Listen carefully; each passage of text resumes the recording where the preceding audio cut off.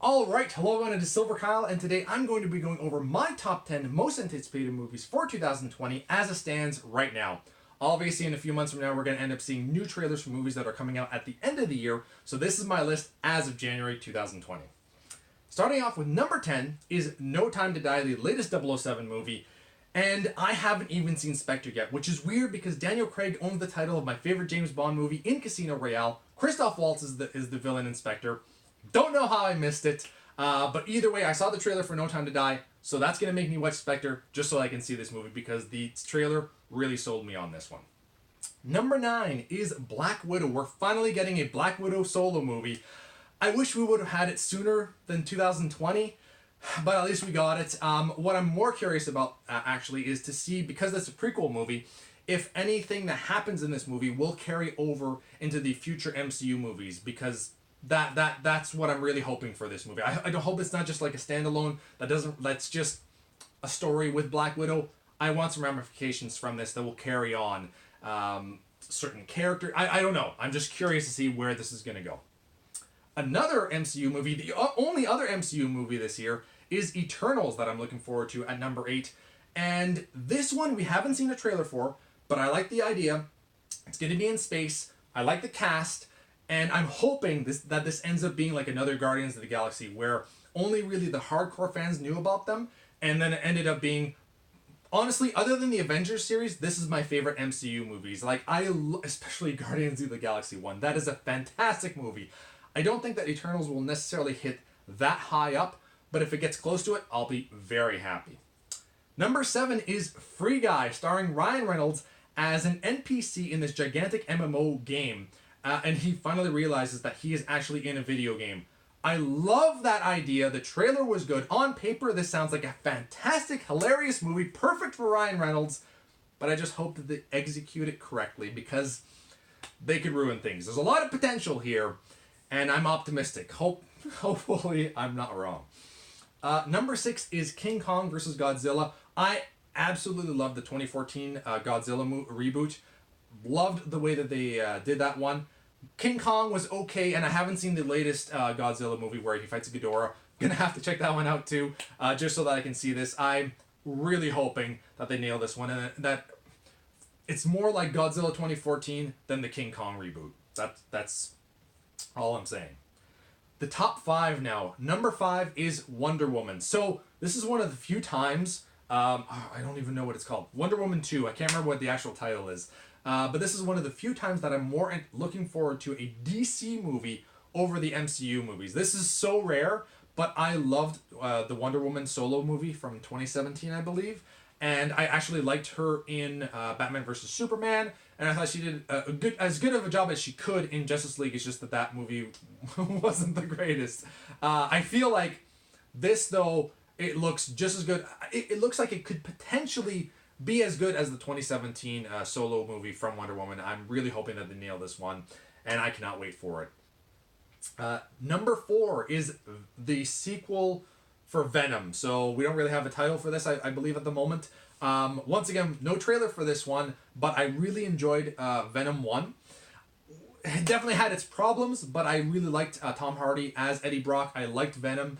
I think it's because I love that character so much, and this really isn't part of the MCU, so that's why I didn't count it in terms of Eternals and Black Widow, but I'm very much looking forward to the sequel for Venom. Number 3, the new Top Gun movie. I think it's Top Gun Maverick. Once again, I kind of just write the title, and I don't write the main series, and I don't write the rest of it, but the trailer for this was absolute, like, it looked beautiful, honestly. The cinematography in this movie, I think, is going to be top-notch. Cruise is just completely reinventing his career. Like, well, maybe not reinventing. He's just going back to the series that, like, we liked and just making them so much better than the originals. It's crazy. I love what he's doing with his career. The guy is, like, 56, 57 years old, and he's delivering basically the best action movies outside of comic book movies. It's insane, and I cannot wait for this one. Number 2 is Ghostbusters Afterlife. Now, we saw the trailer. We have not seen any of the old cast yet, But I'm just so happy that they're continuing on with this series.